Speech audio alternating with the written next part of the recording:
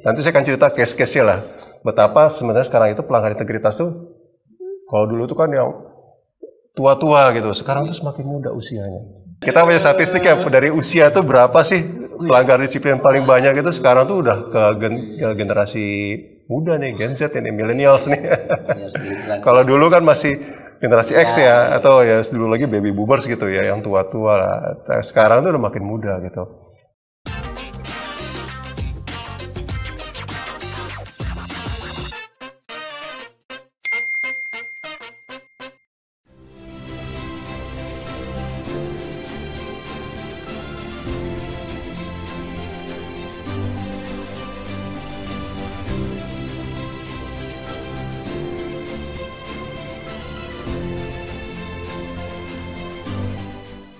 Assalamualaikum warahmatullahi wabarakatuh. Selamat siang, salam sejahtera untuk kita semua. Selamat datang kembali pada Buletin Kinerja dan Risiko Live bersama saya Arif Setiawan. Sobat Kiko yang berbahagia, pada kesempatan kali ini kita mengangkat satu tema yang sangat menarik terkait dengan upaya meningkatkan integritas pegawai di lingkungan Kementerian Keuangan. Beberapa peristiwa yang terjadi beberapa waktu lalu yang cukup menyita perhatian publik telah memberikan dampak negatif terhadap reputasi Kementerian Keuangan sebagai pengelola keuangan negara. Pimpinan dan segenap jajaran Kementerian Keuangan telah mengambil langkah-langkah yang responsif untuk mengatasi hal tersebut dan juga telah merumuskan beberapa aksi untuk perbaikan dan mengantisipasi agar peristiwa tersebut tidak terjadi lagi di masa yang akan datang. Salah satu upaya yang dilakukan adalah peningkatan awareness pegawai untuk menjaga, merawat nilai integritas dalam pelaksanaan tugas sehari-hari. Telah hadir bersama kita pada hari ini narasumber yang sangat kompeten di bidangnya, Bapak Peter Umar. Beliau adalah Inspektur Bidang Investigasi pada Inspektorat Jenderal Kementerian Keuangan. Assalamualaikum warahmatullahi wabarakatuh. Waalaikumsalam. Selamat siang, Pak. Selamat siang, Pak Arif. Apa kabar? Terima kasih, Pak, berkenan hadir. Alhamdulillah baik, Pak. Terima kasih berkenan hadir di acara kami nih, Pak. Ya. Di sela-sela kegiatan. Sama-sama. Terima kasih juga sudah menyediakan waktu kami untuk sharing terkait integritas ini pada siang hari ini. Siap, Pak. Mohon izin, Bapak, mungkin mengawali diskusi kita begini, Pak. Sebenarnya Kementerian Keuangan sudah cukup lama nih, Pak, melakukan reformasi birokrasi yang mungkin salah satunya juga terkait dengan integritas pegawai di lingkungan Kementerian Keuangan, Pak. Tapi sepertinya integritas ini masih menjadi persoalan, Pak, sampai hari ini, Pak. Nah, bagaimana menurut pendapat Bapak ini, Pak? Apa sebenarnya tantangan yang dihadapi oleh Kementerian Keuangan dalam hal ini? Iya, terima kasih Pak Arif. Ini menarik ya kalau kita bicara Kementerian Keuangan pada hari ini. Kita itu kalau saya lihat transformasi birokrasi itu udah jilid keempat sebenarnya kita nih. 2019 sampai yang berjilid-jilid ya, sudah 4 jilid, bayangin ini kan, sudah 4 jilid kita lakukan. Dan selalu beberapa kali tema sentral itu adalah terkait integritas kan. Kita angkat, baik itu integritas pegawai maupun integritas dalam layanan kita kepada stakeholder ya. Tapi sekali lagi, kita bicara Kementerian Keuangan. Ketika kita bicara Kementerian Keuangan itu ada satu hal yang perlu kita highlight ya. Bicara institusi keuangan itu kita akan bicara satu faktor paling utama, yaitu trust. Ya, kepercayaan. Ya. Anda, Pak Arif, ke bank itu kan faktor trust juga, naruh bank yang di mana Bapak taruh. Termasuk kadang kita juga milih bendahara, kita cari yang orang track record bagus ya. Seperti itu. Jadi, nah, ketika kita bicara trust, ya trust itu fondasi utama integritas. Nggak ada yang lain itu.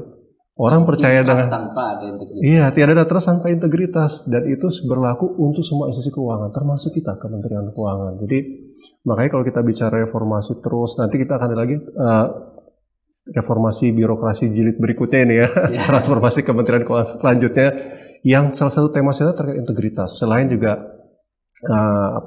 tagline terkait budaya melayani, tapi juga terkait integritas pegawai jadi faktor utama, jadi concern juga. Itu yang selalu saya tekankan terkait bagaimana kita melihat Kementerian Keuangan. Yang kedua, kita lihat Kementerian dari aspek proses bisnisnya. Kita bicara Kementerian Keuangan itu terkait suatu organisasi yang sangat besar. Ya, kita punya hari ini tuh bisa sampai 78.000 pegawai. Besar. Dari Sabang sampai Merauke, benar sekali, ya kan. Kantornya ada berapa kali? Hampir 1.000 kantor, ya kan? Dari pajak, KPP, Bea Cukai, ada KPPBC, segala macam, ada KPPN, ada KWKNL, banyak sekali. Jadi kita tidak bicara di pusatnya ya, unit vertikal kita sampai di perbatasan. Ya, jadi Kita organisasi sangat besar. Sebenarnya Sabang sampai Merauke itu benar. Jadi di Sabang ada kantor, di Merauke ada kantor, di perbatasan pun ada kantor. Kita ada Jagoy Babang, ada Entikong, ya, Nunukan segala macam. Itu kita bicara Kementerian Keuangan ya. Tapi tidak hanya besar, kita itu mengelola uang. Kita bicara kementerian kita mengelola uang ya. Kalau kita bicara resiko paling tinggi itulah betul, Pak. Terkait inherent risk. Inherent risk, nah itu betul. Kalau gitu dia karena kita bicara di terkait buletin kinerja risiko, kita bicara risiko nih. Ya, jadi kita bicara inherent risk yang paling tinggi adalah ketika orang itu megang uang, ya kan? Dan kita paham Kementerian Keuangan ngelola APBN. Tahun ini kita ngelola 3.000 triliun. Which is penerimaan itu 2.400 triliun dan hampir 80% itu dikelola oleh Kementerian Keuangan. Kita yang menggali penerimaan tersebut. Spending kita bicara 3.000 triliun. 3.000 triliun itu semua lewat Kementerian Keuangan loh itu. Lewat teman-teman dari Perben. Ya kan? Ada juga nanti ada yang dana transfer seperti itu. Ya, kalau KKL ada dana transfer, itu semua dikelola oleh Kementerian Keuangan. Ya. Ada lagi pembiayaan utang dari defisit itu 600 triliun dikelola oleh teman-teman dari DJPPR. Ya. Itu semua uang, ya kita bicara. Dan kalau kita bicara tadi bicara resiko sangat tinggi sekali. Ya, jadi organisasi sangat besar yang dikelola itu inherentnya tinggi. Nah, disitulah tantangan kita berikutnya, ya kan? Kita bicara resiko lagi nih. Ada resiko pelanggaran integritas. Kalau bahasa kerennya resiko fraud di situ kan. Nah, di situ, ya. Dan itulah yang dialami oleh kementerian dari sejak awal sampai dengan hari ini, ya. Challenge kita terkait resiko pelayanan ini sangat tinggi, ya karena tadi proses bisnis kita, organisasi kita gitu, seperti itu yang membuat tantangan jadi semakin tinggi gitu.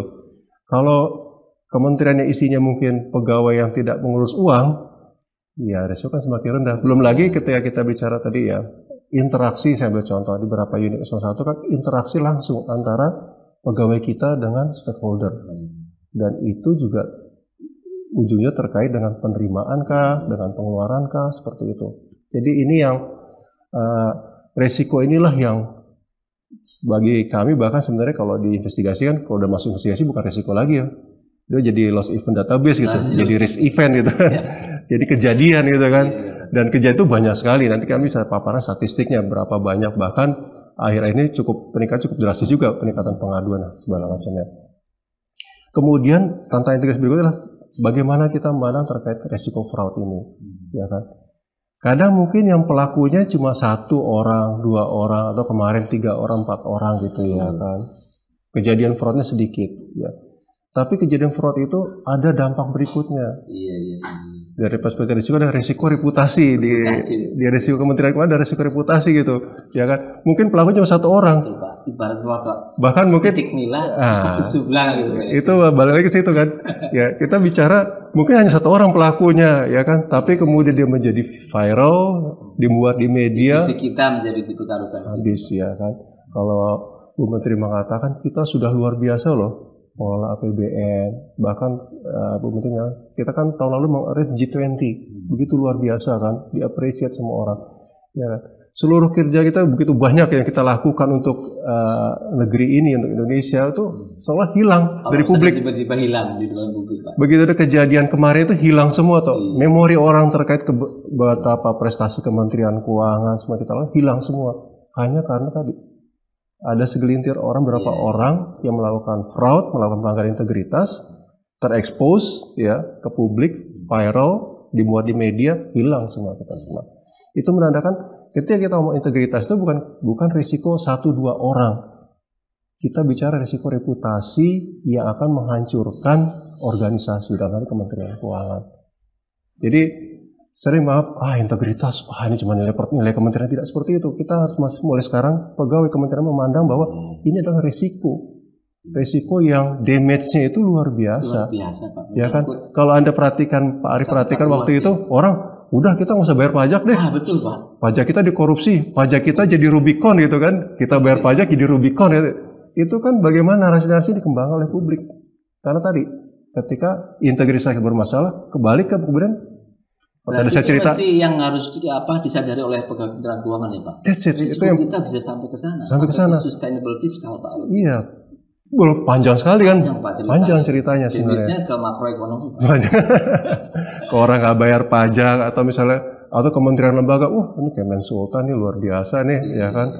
Tadi saya balik lagi ke yang pertama saya katakan, integritas bermasalah, trust orang hilang. Ya kan tadi kita bicara lembaga keuangan, financial institution, kita bicara trust. Ketika integritas kita bermasalah, trust itu akan hilang kita.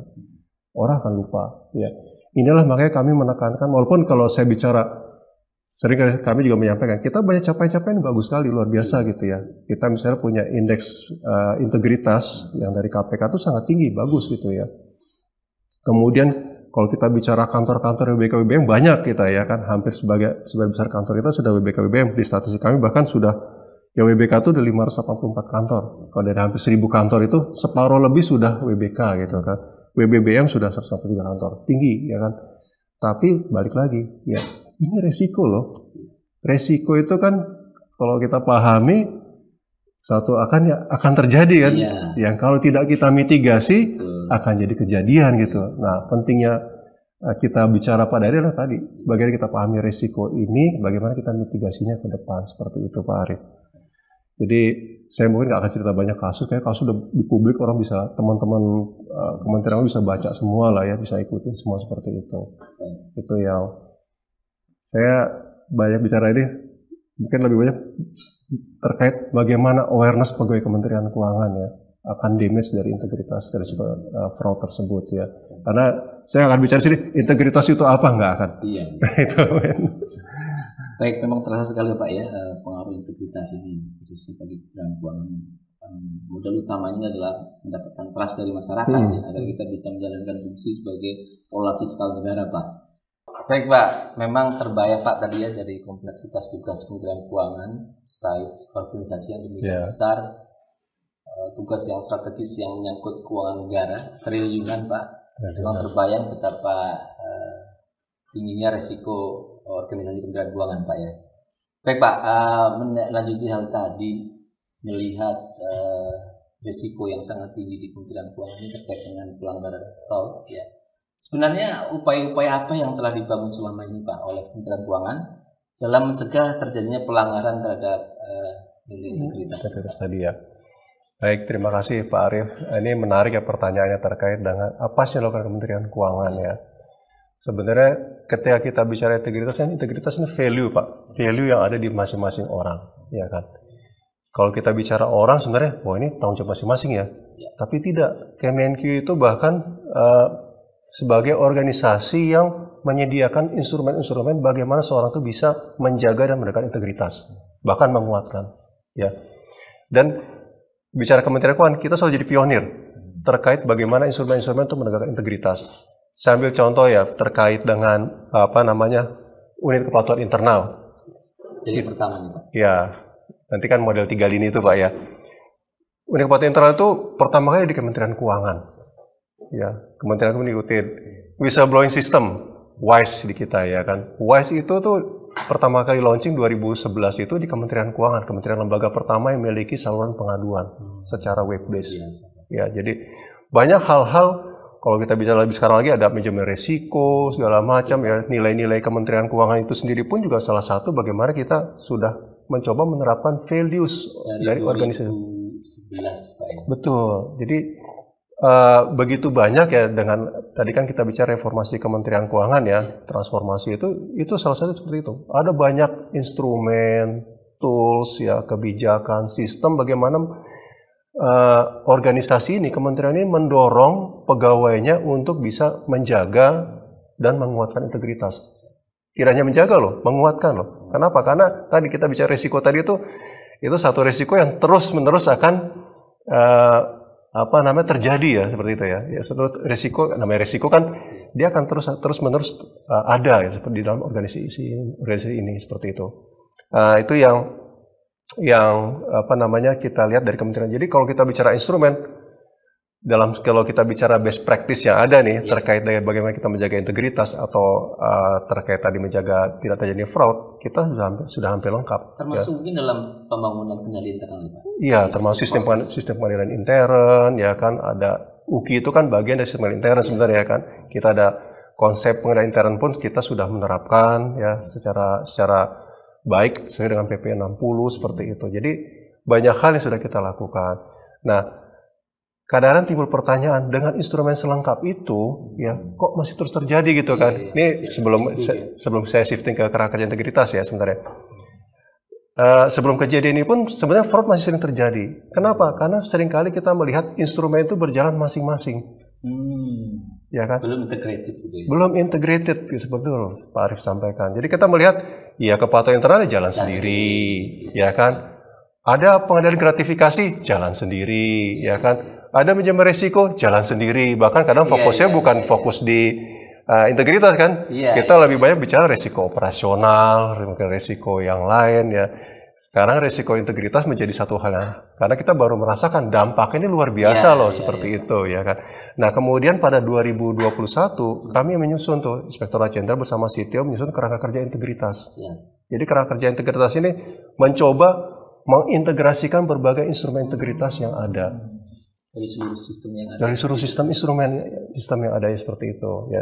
Ada di situ terbicara terkait dengan sistem pengendalian intern, terkait kepatuhan internal. 2021 ya Pak. 2021. Pada kejadian kita sudah. Nah, memang di momen ini saya juga kembali mengingatkan untuk sama-sama kita membaca. Ada KMK 323 tahun 2021 tentang kerangka kerja integritas. Boleh ceritakan Pak kerangka kerja integritas. Nah, saya ingin sedikit background ini. Tadi kan tujuan utama mengintegrasikan. Sebenarnya tidak hanya itu, ya kan?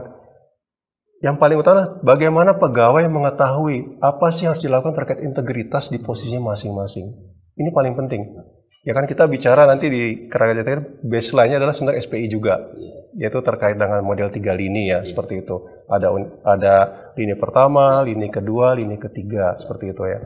Nah di sini kita akan coba integrasikan semua. Yang paling utama sebenarnya kakak ini ya, kalau nanti Pak Arief baca atau semua yang pegawai kementerian membaca, dia bisa tahu posisi dia di mana.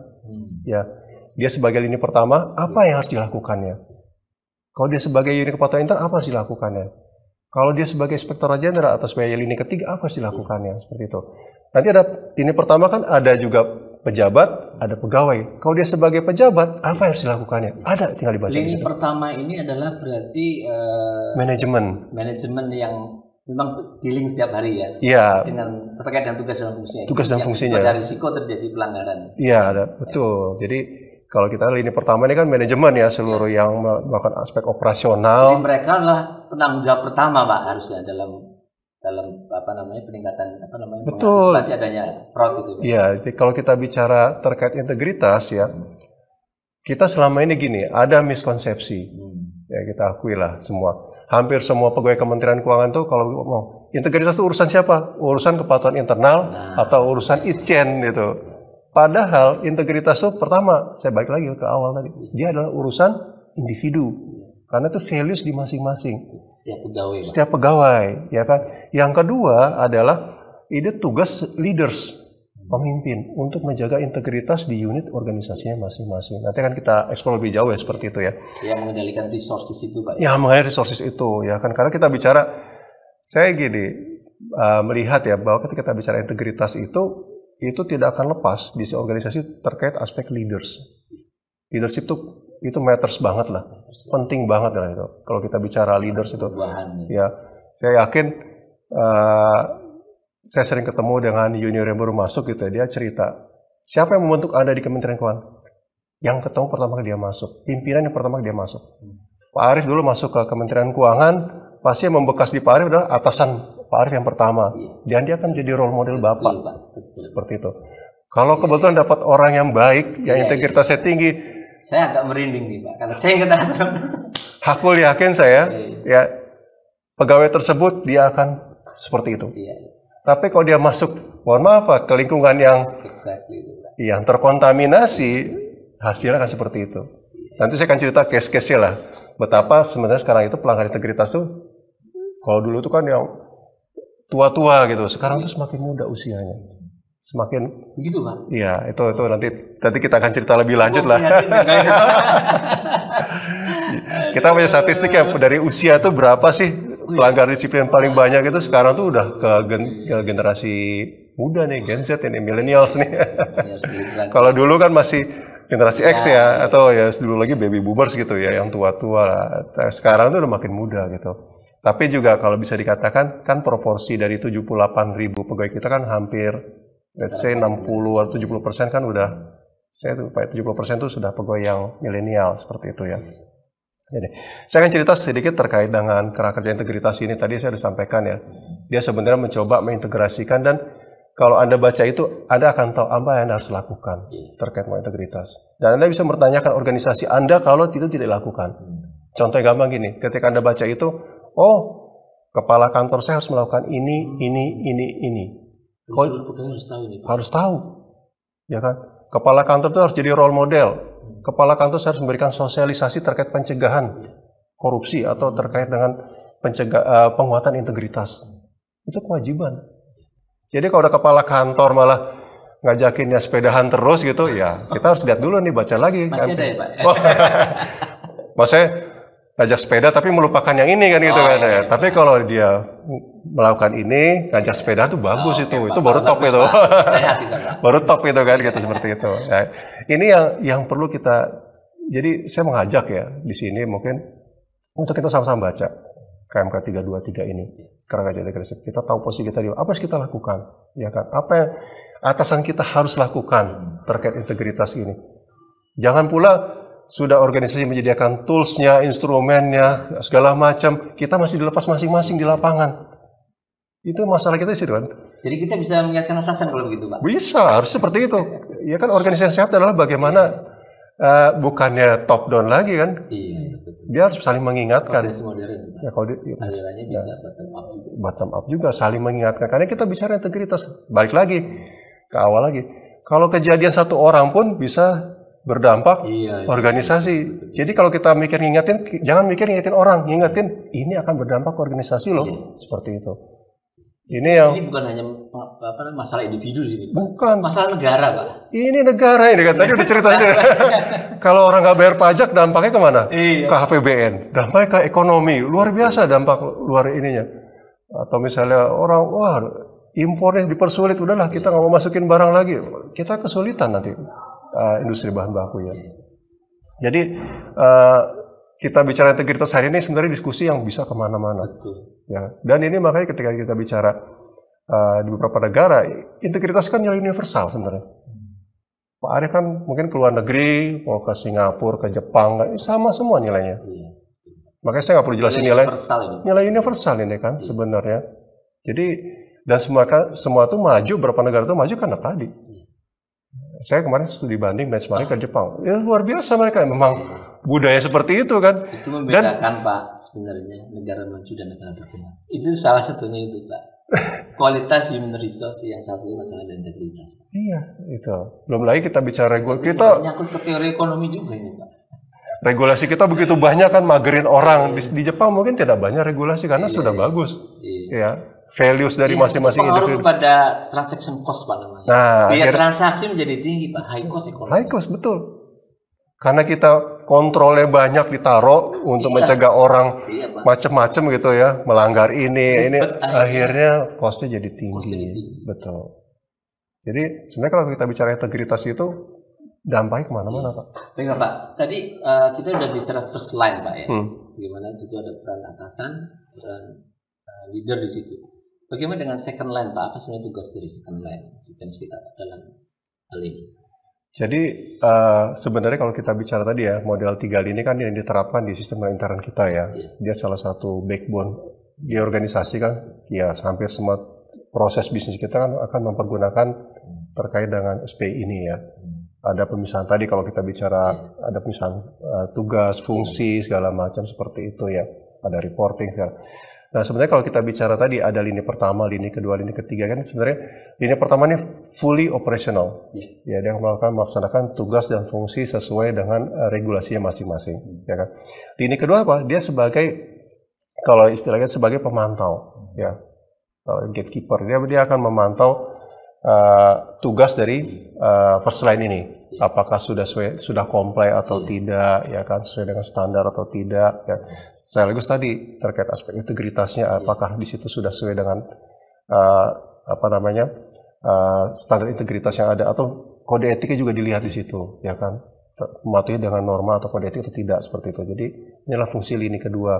Sementara kalau lini ketiga ini kan lebih nanti dia terkait fungsi-fungsi yang lebih. Nah, ini di tempat Bapak. Iya, itu. Arahnya di. Nah, lini 3 ini sebenarnya terbagi lagi, ada yang pengawasan rutin nanti ya dari IR 1 sampai dengan IR 6, IR 7 juga itu kan melakukan pengawasan, ya kan.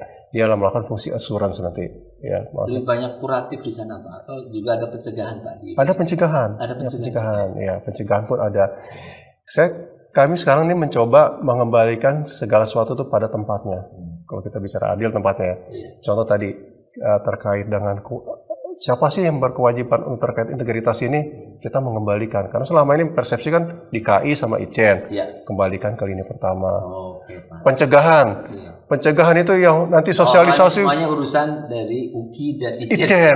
Kita kembalikan. Ini harus diperbaiki Pak ya. Perbaiki pencegahan. Mungkin ICEN itu menyediakan tadi kan membuat regulasinya segala macam, mengatur, membuat tadi instrumen-instrumen apa sih yang paling pas untuk Kementerian Keuangan.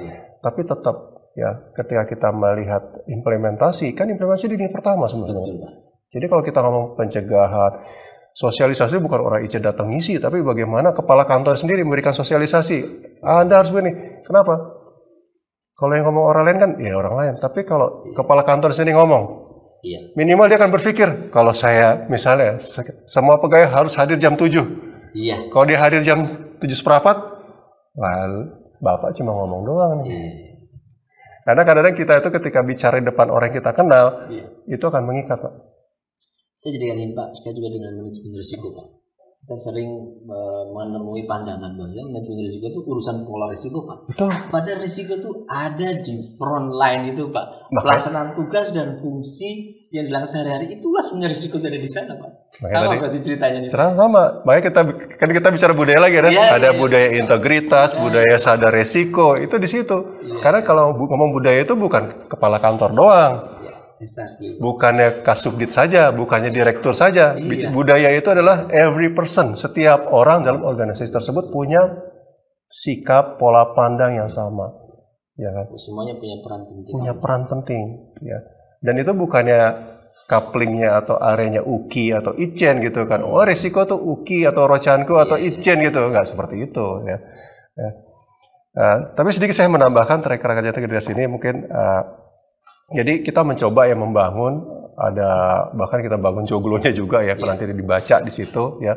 Jadi kita ada fondasinya tuh, fondasi paling utama dan nilai-nilai budaya Kementerian Keuangan. Kita punya nilai-nilai kan yang ada integritas, kemudian budaya, kemudian salah satu fondasi itu adalah kepemimpinan leadership. Karena kami melihat ya inilah faktor terpenting ketika kita ingin menegakkan integritas. Ya. Kalau leadership udah bagus, organisasi itu bagus semua. Aman, Pak. Aman lah semua. Gitu. Dari level atas sampai bawah. Sampai ke bawah, ya. Kalau leadershipnya kepegang semua, aman, Pak. Aman. Nanti kita akan ekspor lagi ya. Kemudian ada pilarnya, ada 4 pilar regulasi. Regulasi kenapa? Di kita itu di government tuh based on regulation. Sudah pasti. Ada nanti pilar struktur. Struktur ini terkait tadi. Penerapan kerangka kerja integritas kita bertumpu pada penerapan model 3 lini. Strukturnya ada 3 lini tadi. Jadi kita nggak bicara struktur kepala kantor, nggak. Kita bicara Anda tempatnya di mana. Anda lini pertama kah, lini kedua kah, atau lini ketiga kah. Itu yang kita tempati struktur. Ya. Kemudian ada proses. Nah ini bagian terpenting adalah struktur dan proses sebenarnya terkait kerangka. Struktur itu apa? Anda di mana saat ini? Proses itu adalah, kalau istilah kami adalah singkatnya PDRM. Apa itu, Pak? Dalam integritas ini 4 komponen ini proses sangat penting. P itu adalah pencegahan, deteksi, respon sama monef. Jadi integritas itu tidak hanya bicara terkait pencegahan tok. Kenapa? Pasti akan ada yang melanggar kan.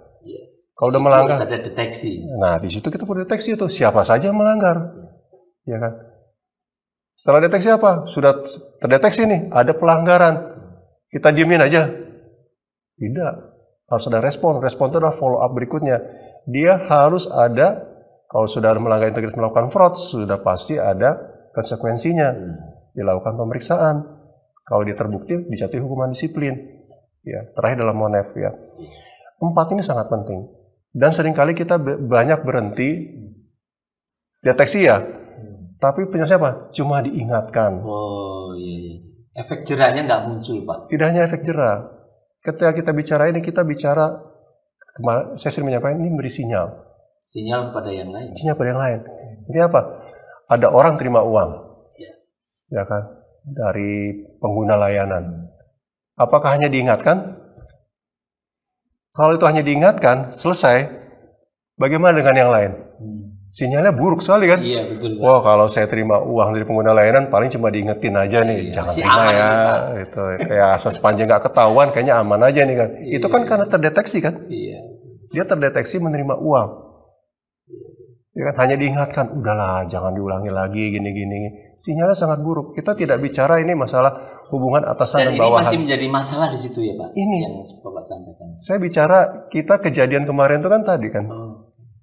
Ada banyak hal yang sebenarnya sudah harus kita lakukan, ya tapi kita diamkan saja. Dan itu menyangkut ketegasan pimpinan. That's it. Makanya kalau kita bicara leadership itu adalah pondasinya setelah nilai-nilai. Di situ kita bicara, ya leaders, kita bicara leaders nih. Leaders itu harus tegas.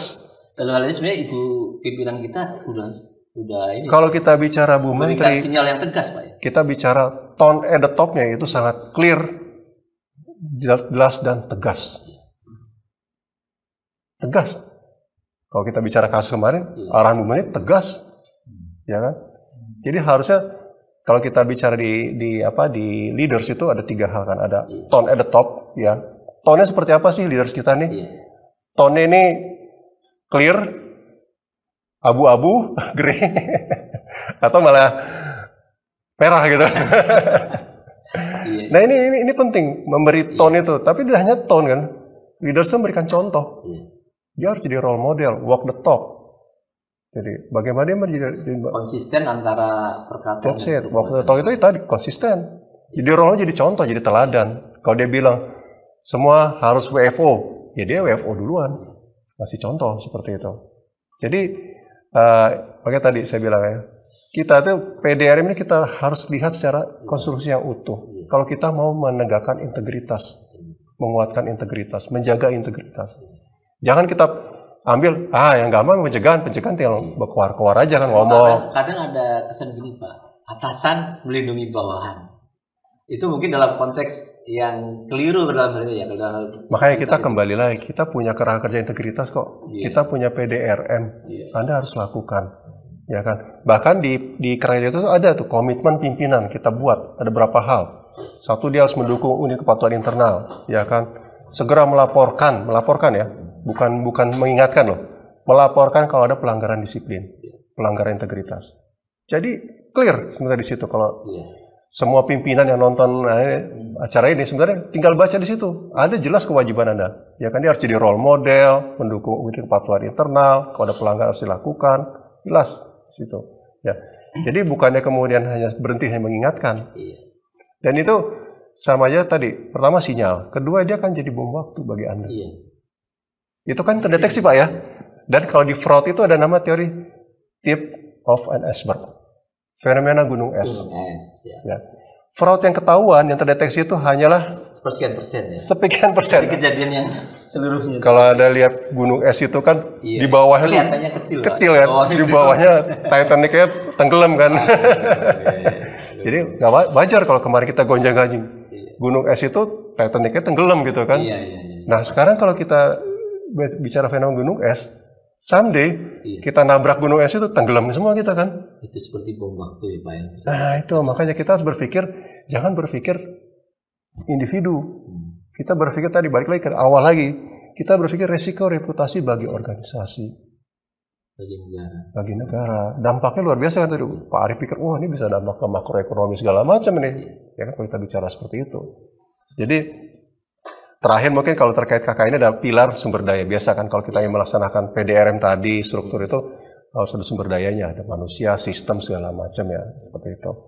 Ya intinya pada akhirnya itu kita berharap dengan KK kita bisa mewujudkan pertama itu kan budaya tadi kan, cara pikir, cara kerja, cara hidup, sikap itu yang dengan integritas. Budaya integritas sebenarnya itu dengan ini. Jadi budaya itu bukan ujuk-ujuk cuma diceramain selesai gitu. Inilah yang pilar-pilar harus berjalan. Itu sebenarnya faktor budaya itu Pak, karena kita budaya orang timur Pak, ewu, ya kan. Itu kadang sedikit melemahkan Pak upaya untuk meningkatkan integritas pegawai ini. Gimana Pak? Kalau saya lihat kalau nonton film Hamka kemarin kan clear ya. Maksudnya berapa tokoh-tokoh kita zaman itu untuk kita lihat ya tokoh-tokoh nasional kita. Itu kalau baca biografinya clear kok mereka. Gitu ya. Ya, Para makanya negara kita gitu. ya founding fathers kita clear. Sederhana, integritasnya bagus, tegas. Nggak ada ya pakai segala macam. Jadi kita nggak boleh berlindung pada Jadi sebenarnya, mohon maaf, budaya ini sebenarnya dimanfaatkan oleh siapa kan pada akhirnya. Cobalah baca biografi, saya baca biografi berapa tokoh-tokoh kita itu luar biasa. Makanya ada puisi Taufik Ismail itu kan luar biasa, dia menggambarkan bahwa orang mereka sederhana. Kalau baca Haji Agus Salim gitu-gitu, kita kan bicara kesederhanaan, itu integritas semua loh Pak. Lurus, negosiasi sama Belanda itu nggak ada istilahnya. Ya A gitu, B ya B gitu. Jadi yang mana mau ini? Gak boleh asal budaya ketimuran. Jadi kita lihat enak. Jadi justru kan kita belajar terkait apa integritasnya. Justru saya banyak baca dari tokoh-tokoh lama kita, Bung Hatta. Mungkin di Twitter seringkali di medsos kalau teman-teman baca lihat gitu, sering kan Bung Hatta jadi apa semacam ikon terkait nanti ada penghargaan Bung Hatta kan, karena memang sederhana.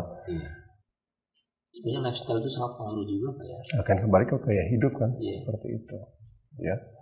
Jadi itu nanti ya ini ya, itu budaya ya. Pada akhirnya kan kita berharap dengan tidak hanya Kemenko, kita secara nasional tadi ya terwujudnya kehidupan bangsa. Luar biasa loh kalau kita dengan APBN yang kita kelola itu kita kan bisa melakukan banyak hal. Betul sekali Pak. Kita bisa ya tadi yang terkait pendidikan, kesehatan, stunting gitu ya kan.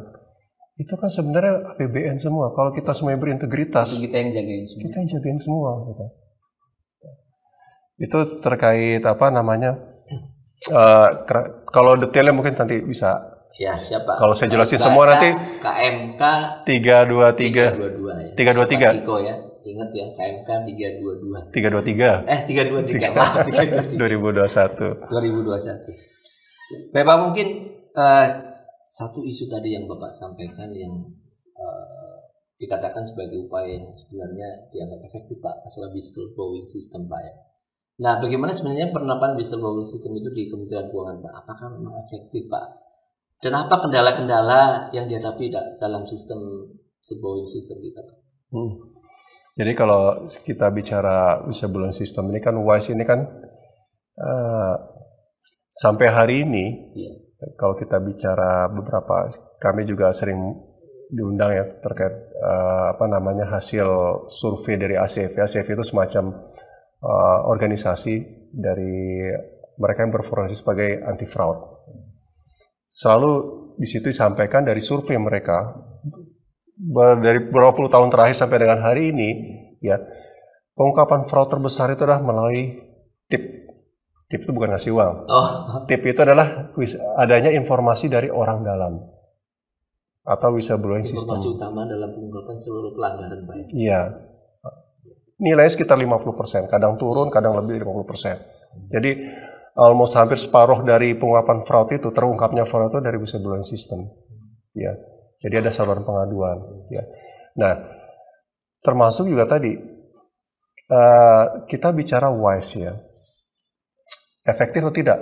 Sangat efektif. Sangat efektif. Sangat efektif. Ya. Cuma yang masih kurang dari kita adalah keberanian kita untuk menyampaikan laporan. Itu. Ya. Makanya kami coba membudayakan budaya speak up. Ya kan. Terutama di generasi milenial ini kan. Ya. Jangan sampai mereka merasa takut untuk menyampaikan sesuatu seperti itu.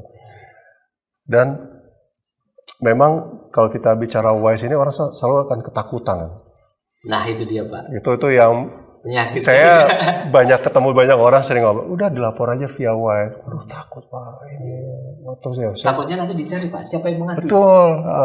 Padahal kalau kita bicara WISE ya itu ketika saya yang membangun bersama teman-teman di IBI kan membangun WISE Kemenq ya. itu salah satu prinsip utama kami adalah kerahasiaan. Kerahasiaan, Pak. Jadi dijamin ini, Pak ya? Dijamin. Kerahasiaannya ya? Kerahasiaan.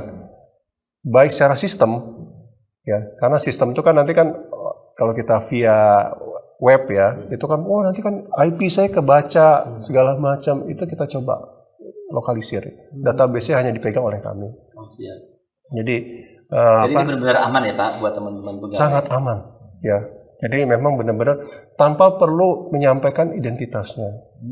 Terus, oh kalau ada identitas berarti bisa fitnah dong. Nah itu di kami itu di WISE itu ada mekanisme. Kita punya 3 filter. Oh. Jadi pengaduan yang masuk pertama diverifikasi. Verifikasi kadang-kadang kan pengaduan itu macam-macam, orang nyampe macam-macam, ada yang terkait keluarga gitu. Karena terkait pajak gitu, ternyata pajak daerah, Pemda gitu. Oh pajak nih, saya mengadukan nih, saya ditagih pajak. Salah tempat. Jadi diverifikasi dulu terkait berapa hal, bisa terkait 4 Ada penyaringannya. Ada penyaringannya. Kalau dia ada bukti awal, terhadap indikasi kuat terjadi pelanggaran, kita lakukan mekanisme berikutnya adalah lakukan kajian. Kajian itu kita melakukan menguji pengaduannya dengan bukti-bukti yang ada di Kemenkyu. Semacam lidik di situ Pak. Iya, semacam kayak desk audit sebenarnya. Desk audit. Iya, kita cek data-data seperti apa.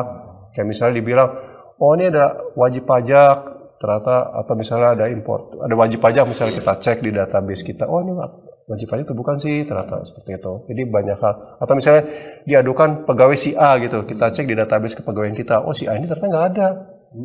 Gitu, ya kan? Ketika di kajian, karena waktu diverifikasi kan dia singkat ya. Di kajian tuh kita teliti tuh, oh pegawai ini benar nggak, misalnya pegawai A di kantor X gitu. Kita cek benar nggak ada pegawai A di kantor X. Oh ada pegawai A tadi bukan di kantor X. Nah ini juga mau ditanda-tanda kan. Tapi tidak kita diamkan, tetap kita kaji bukti-buktinya. Kalau terdapat bukti awal, sudah ada bukti yang cukup, kita lanjutkan proses berikutnya sampai dengan investigasi. Biasanya kalau kita butuh ke lapangan, kita akan pull bucket juga, pengumpulan bahan keterangan ke lapangan. Kalau sudah sangat kuat, baru kita lanjutkan dengan investigasi. Jadi itu mekanisme WISE. Tapi yang prinsip WISE itu ada beberapa prinsip ya. Paling utama itu adalah kita harus menjamin kerahasiaan si pelapor. Kita bukan istilah pengadu, pelapor. Ya. Bahkan pengadu negatif. Kenapa pelapor ini penting? Kerahasiaan ini penting karena kalau istilah di kami di ID itu itulah kalau kita bicara produk, yaitu jualannya kerahasiaan. Ya kan? Kalau ada tanpa itu Pak nggak ada yang berani Pak melapor. Jadi kerahasiaan itu penting. Makanya bahkan sampai kalaupun misalnya kasus nanti berlanjut di APH pun tidak pernah kita akan sampaikan siapa pelapor, tidak. Kita keep. Yang kita sampaikan yang substansi kasusnya seperti itu. Ya. Jadi cuma kadang-kadang, wah ada yang ketahuan juga. Nah ketahuannya ada banyak faktor. Kadang tuh terbesar berapa kali saya alami. Kadang-kadang kan si pelapornya kan namanya kita nggak tahan kan. Wah situ dihukum, iya tuh. Dia bilang sendiri.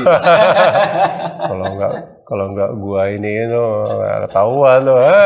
Oh sih ini. Jadi ada banyak hal ya. Jadi kebanggaan buat dia.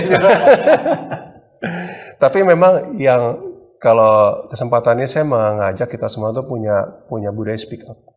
Jadi kalau di kita tuh ada see something, say something. See something, say something. Ya. Dan ini adalah tugas. Jangan diam aja Pak ya. Iya, jangan diam. Dan jangan cuma mengingatkan. Ya, kita punya saluran kan. Ya, sampaikan ke pimpinan, sampaikan ke pasukan internal atau melalui saluran. Karena saluran ini kan ada via WISE seperti itu. Ya, kemudian pimpinan juga jangan cuma diam. Jangan cuma hanya tadi balik lagi mengingatkan gitu. Dia harus berjalan, sistemnya harus berjalan. WISE itu bisa diakses di mana aja Pak? Anytime, anywhere. Anytime. Aplikasi, dia hanya aplikasi web based jadi ya. Internet. Jadi pengadu silakan mengakses di www.wise.kemenku.id. Di situ bisa masuk ya, kemudian bisa biasa harus buat username dulu, username sama password. Kenapa username penting? Karena nanti setiap pelapor itu bisa memantau progres dari laporannya. Hanya pelapor itu memang. Yang punya username bisa. Jadi dia bisa pantau. Oh status seperti apa? Oh, on progress gitu ya. Sudah selesai, akan terlihat di situ. Sedang dilakukan analisis gitu ya. Jadi terlihat progres. Jadi pelapor bisa memantau perkembangannya. Memantau perkembangan. Jadi kalau dia misalnya ada hal yang atau misalnya tidak dapat dilanjuti karena kurang bukti. Berarti kan si pelapor berkewajiban tuh menambah buktinya seperti itu. Ya, jadi itu yang diharapkan dari wajib. Jadi sebenarnya balik lagi, ya kami berharap tadi, kan kalau kita bicara instrumen lain itu kan terbatas. Audit terbatas. Betul. Kepala terbatas, ya kan. Tapi dengan WISE, setiap pegawai bisa menjadi, ini bukan dalam konteks negatif ya, sebagai pengawas. Bahasanya bukan pengawas sebenarnya. Dan itu sangat efektif, Pak. Ya? Bahasanya bukan pengawas, menjaga temannya. Menjaga temannya. Iya. Ya, kita bisa saling menjaga dengan apa? Dengan menyiapkan satu saluran. Nanti ke depannya Itjen akan menyiapkan ada lagi aplikasi lagi untuk terkait pegawai, namanya Jeli. Jaga 3 lini. Bagaimana lini pertama? Jeli. Ya. Jaga 3 lini tadi. Itu aplikasi, Pak? Aplikasi nanti yang akan dilaunching oleh Inspektorat Jenderal. Jadi bagaimana kita saling menjaga sebenarnya. Jadi ada WISE, ada Jeli. Jadi dengan mengadukan itu bukan berarti kita benci pada teman. Justru sayang ya. Sayang. Dan yang paling penting nggak terlanjur terus ya Pak ya pelanggaran. Iya, yang penting melindungi organisasi secara keseluruhan. Betul. Ya kan. Berpikir kepentingan yang lebih besar. Lebih luas. Ya. Jadi bagaimana sebenarnya juga tugas dari setiap leaders di Kementerian Keuangan untuk mendorong seperti itu. Ya. Bagaimana sih tadi balik lagi proses itu kan PDRM kan kita bagian temuan integritas. Bukan cuma pencegahan, bukan cuma untuk deteksi, tapi bagaimana respon itu berjalan. Bagi mereka yang melanggar tuh dilakukan penindakan kalau bahasa ini ya, bahasa bea cukai penindakan atau dilakukan pemeriksaannya dijatuhi hukuman disiplin. Agak serem, Pak. Tapi itu memang harus. Memang harus dilakukan, Pak ya. Karena itu beri sinyal. Sama kayak kita kan, kalau tidak ada sinyal bagi pelanggar itu di lalu lintas lah. Kalau tidak ada polisi yang menilang itu, atau polisi duduk di situ tidak ditilang, ya jalan terus aja mobil kan, melanggar semua gitu. Jangan berharap lampu merah pada berhenti. Nah, iya, ya berhenti sih takut ketabrakan. Tapi dalam hal lain kan, santai aja. Polisi ada saya nggak bakal ditilang kok. Tapi kalau dia tahu saya bakal ditilang gitu kan, atau ada penindakan dari kepolisian, semua orang berpikir 2 kali. Ya. Insentif, reward dan punishment itu harus ada semua, Pak. Itu betul. Nggak boleh hanya insentif tanpa punishment, Pak. Kan kalau bicara tadi bicara transformasi birokrasi kita, reward kita kan luar biasa. Kita remun itu ya kalau bagi kami yang generasi X yang mengalami dari dulu ke transformasi luar biasa bagi kami. Ya kan? Reward sudah banyak diberikan. Dan itu juga mungkin bagi milenial yang perlu diingatkan. Oke. Baik, Pak. Berhubung waktu yang tidak memungkinkan, Pak, sebenarnya masih banyak yang ingin saya diskusikan dengan Bapak, Pak. Mungkin Pak di sesi terakhir ini Pak ada pesan Bapak, Pak, untuk Sobat Kiko dimanapun berada, pegawai Kementerian Keuangan dimanapun berada, mungkin Bapak ada pesan dari Bapak terkait dengan topik kita hari ini, Pak. Saya balik lagi tadi ke awal ya. Integritas ini kan values dari masing-masing orang ya, baru dia akan terwujud integritas di organisasi ya. Makanya saya mengajak kita semua tuh untuk sama-sama punya komitmen terkait menjaga integritas ini ya. Jadi itu yang pertama. Yang kedua, integritas ini tidak hanya berdiri sendiri. Kita bicara organisasi, dampaknya akan ke organisasi ya. Dan ketika kita bicara organisasi, kita punya struktur, ada leaders di situ, entah dia kepala seksi, entah dia kepala kantor, eselon 3 ya, atau eselon 2, semua itu eselon 1 itu punya kewajiban ya, terkait dengan bagaimana kita menjaga dan menguatkan integritas. Bagaimana semua itu berpartisipasi, berperan aktif dalam integritas ini. Tidak sekedar, wah ini tanggung jawabnya Kepala Internal, ini tanggung jawabnya Itjen, tidak seperti itu ya. Seluruh pegawai punya peran dan tanggung jawab ya. Betul, ini values, kita bicara values itu akan jadi budaya kalau semua orang menerapkan, bukan hanya kepala kantornya atau segelintir orang menerapkan, ya, sehingga nanti bisa diterapkan. Dan untuk itu semua, saya mengajak untuk sama-sama kita membaca Kerangka Kerja Integritas KMK 323 2021. Itu udah kompilasi semua tuh, bisa baca seperti itu. Ya, kemudian yang kedua, tadi saya bicara kasus yang terjadi ya, dan itu kan terungkap karena tadi viral tuh karena gaya hidup yang tidak wajar segala macam ya kan. Tadi saya cerita terkait Bung Hatta, founding fathers kita yang bagaimana hidup sederhananya ya. Tadi balik lagi ya kita tadi lah hidup wajar aja, biasa-biasa aja ya, seperti itu ya. Saya kadang kita mungkin punya ada hobi yang berlebih atau satu yang berlebih gitu ya. Karena kan dari penghasilan saya sendiri, saya udah menabung gitu. Tapi saya ingat sekali Bu Menteri menyampaikan, kan di IG juga ya, kita sekarang bukan tidak hanya bicara masalah boleh atau tidak, tapi pantas atau tidak. Ya. Sebagai pegawai Kementerian kita, pantas nggak sih seperti ini? Walaupun kita mampu mungkin. Walaupun kita pantas itu pantas ya kan, seperti itu ya. Ya kemudian juga ada beberapa aspek-aspek yang mungkin seringkali kita temukan di lapangan ya terkait tadi ya benturan kepentingan ya kan, kemudian masih banyak yang sulit, kalau bahasanya yang halus sulit untuk menolak gratifikasi ya, harus menerima. Sulit karena enak. Seperti itu ya. Ya hal seperti ini kan kita harus, kalau budaya integritas itu tadi. Kalau jadi budaya itu kan ketika ada misalnya dari pengguna layanan menawarkan tuh udah refleks tuh. Oh tidak Pak, gitu. Bukan tersinggung kita Pak. Marah malah. Marah Pak. Betul. Bukannya dilihat dulu. Oh ini apa nih ya? Kalau kecil mungkin habis kurang banyak nih. Dilihat dulu sambil mikir-mikir. Terima enggak, ada yang lihat enggak, ada yang tahu enggak, bukan seperti itu. Itu udah kalau udah jadi budaya dia refleks. Otomatis. Oh, mohon maaf Pak, ini Bapak berupaya Bapak bisa saya laporkan seperti itu ya. Mungkin kondisi ideal Pak ya, yang harusnya ada di Kementerian Keuangan. Kita semua itu kondisi ideal kan. Tapi sebenarnya kan kita proses ke sana semua kan. Siap. Ya, kalau kita tidak menjalani proses itu, tidak akan jalan, tidak terwujud tuh. Kan jadi utopia kan kalau biasanya. Tapi kalau kita punya mimpi, kita semua kan mimpi kan. Iya. Semua berawal dari mimpi. Dari mimpi. Jadi pegawai Kementerian Keuangan jadi mimpi kan dulu kan. Wah jadi pegawai Kementerian Keuangan enak juga ya. Atau dulu kita mungkin masuk stan, oh bisa mas. Mimpi tapi itu kecelakaan juga kan. Masuk stan ya. Tapi semua itu berawal dari mimpi kan. Tapi ya tadi sepanjang kita punya motivasi kuat ya untuk bisa mewujudkan itu, mau melaksanakan. Kita sebenarnya kan saya tuh mengatakan Kemenq ini sudah menyediakan, kalau bahasa saya tuh jalan instrumen segala macam untuk setiap pegawai bisa berjalan di dalam integritasnya, bisa menjaga menguatkan integritas. Pak Arief bayangkan kan semua aspek dipikirin. Dari aspek remunerasi. Pak, karena saya bisa membandingkan Kementerian Keuangan dahulu dan sekarang. Iya, kita bisa betapa enaknya Pak pegawai sekarang sebenarnya untuk menjadi orang yang berintegritas. Iya, dan itu PR kita bagi milenial sebenarnya hari ini, yang tidak mengalami cerita-cerita seperti kita ini kan, yang mengalami dua sisi yang berbeda.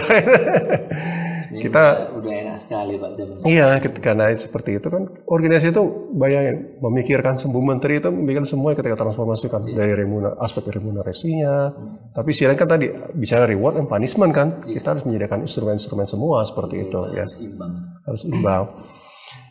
Jadi terus kita bicara balik lagi ke organisasi ya. Organisasi ini kan sebagai cerita tadi kan leaders, makanya tadi kepemimpinan itu kan jadi fondasi kerangka kerja integritas ya. Ya ini di kita ini kan banyak jadi leaders, banyak dari kita itu sebenarnya orang-orang baik ya, yang banyak dia akan dipengaruhi oleh leadersnya, pemimpinnya. Sama tadi saya cerita, pertama kali Anda masuk Kementerian Keuangan, pemimpin pertama itu akan membekas di Anda. Ya, kecuali kalau dia bermasalah, kalau Anda nggak punya nilai kuat, values yang kuat, Anda pasti akan ikut juga gitu. Iya, Pak. Itu yang jadi PR kita. Apalagi pimpinan sangat penting. Jadi pimpinan itu bisa mewarnai lingkungan. Ya, itu jadi concern kami, sehingga di kerangka kerja integrasi kita menyediakan satu bagian tersendiri khusus terkait pimpinan ini. Jadi bagaimana kita leaders ini bisa berperan optimal dalam menjaga integritas, ya. Dan tadi tidak hanya berhenti di pencegahan saja, tidak hanya berhenti di rapat pembinaan menyampaikan sosialisasi atau apapun, dia harus tadi PDRM-nya jalan nih, ya deteksinya harus jalan, responnya harus jalan, monefnya harus jalan. Ini memberikan punishment juga, Pak. Ya, betul seperti itu. Jadi sekali lagi bicara integritas inilah kita semua punya saham di situ. Partisipasi kita sangat penting. Jadi Tidak hanya sekedar tadi, makanya kita pakai model 3 lini kan. Dengan model 3 lini itu semua tercover tuh. Mengandalkan UKI dan Ijen. Iya, dengan model 3 lini kan tercover semua sebenarnya kan. Iya. Ijen tercover, UKI tercover, seluruh pegawai the rest of Minister of Finance tercover di sini juga gitu, seperti itu. Dan resource terbesar di situ kan di lini pertama, Pak. Justru lini pertama, ya. Dan di lini pertama itu backbone-nya adalah tadi leaders tadi. Leaders di situ. Mungkin. Saya kira dari saya itu mungkin. Ya. Baik Pak, terima kasih sekali Pak, ini banyak pencerahan yang Bapak berikan. Bapak berkenan hari di sini dan luar biasa yang sampaikan tadi, membuat saya kadang merinding di dalam diskusi kita hari ini Pak. Terima kasih sekali Pak atas pencerahan yang Bapak sampaikan. Semoga Sobat Kiko dan pegawai seluruh Kementerian Keuangan dimanapun berada mendapatkan inspirasi banyak Pak hari ini dari yang Bapak sampaikan. Sobat Kiko yang berbahagia, sampailah kita di penghujung acara kita pada hari ini. Ada beberapa kesimpulan yang saya dapat ambil dari diskusi yang hangat bersama Pak Peter Umar pada kesempatan tadi. Yang pertama adalah nilai integritas adalah nilai mendasar yang harus dimiliki, dirawat, dan dijaga oleh seluruh pegawai Kementerian Keuangan. Yang kedua, sinergi pada setiap lini menjadi salah satu kunci untuk mencegah dan mendeteksi adanya pelanggaran.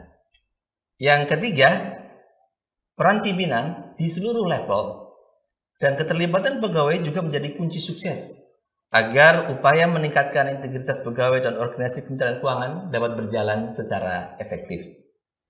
Sehingga Kementerian Keuangan dapat menjalankan amanahnya sebagai pengelola keuangan negara yang terpercaya bagi sebesar-besar kemakmuran rakyat Indonesia. Sobat Kiko yang berbahagia, semoga perbincangan yang cukup hangat tadi bermanfaat bagi kita semuanya. Sampai jumpa pada Buletin Kinerja dan Risiko berikutnya.